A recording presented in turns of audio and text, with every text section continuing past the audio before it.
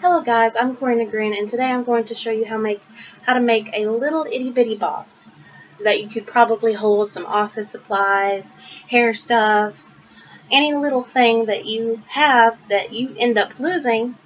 You can put it in these little boxes. They're really useful.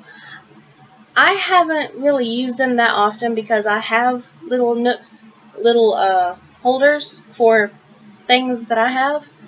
But I remember that I made these back in elementary, and the teacher would get on to me every single time we'd pull something out of the origami book, because that's all I'd make, because I love them so much.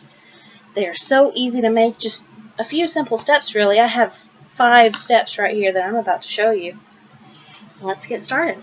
Now, you need a square piece of origami paper or just plain printer paper. To make it square, what I do is I take a corner and fold it up along to where that side matches this side. And then I cut off this extra little bit here. And you'll end up with something really close to this. This is actually one of the biggest boxes I make. It's about this big. A bit bigger than my hand.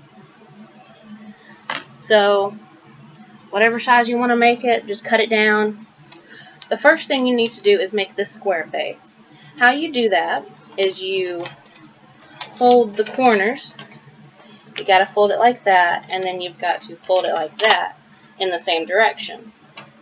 Now you straighten it out and go the opposite direction, folding it in hot dogs, where hamburgers is perfect square. It doesn't matter what it's called. After you do that, you need to, with this open part towards you, fold the corners toward the center crease. So it'll look something like that. And you need to do that to all of the sides, all of these parts that poke out. And you'll end up with something like this. A diamond shape. Next, you need to sort of open one of the flaps.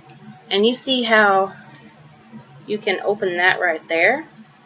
Open the flap itself. You need to squish it down so it'll look a little something like that on all of those corners. Once you do that, it'll look like this. And you need to fold this part backwards. So your folds will end up looking like this. After you've done that, you'll end up with something that looks like this. It's another diamond, but it has those creases and folds. The second to the last step you need to do to make these boxes is you need to take these points and fold them down like that. Once you do that, you'll have this. It'll be a little pentagon. And if you let those go, it'll do that. And it's like that on the inside part, the folds too.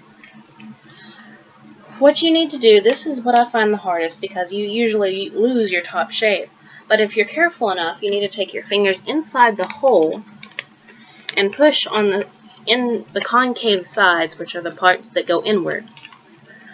So if you do that slowly, don't let them fall back in like I just did. And flatten out the bottom, you'll get this little box. This is what the box looks like.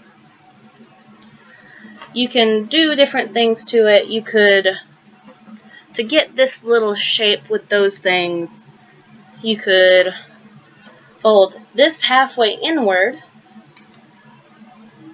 and then fold again partly outward, and it should be pointing out and looking like this.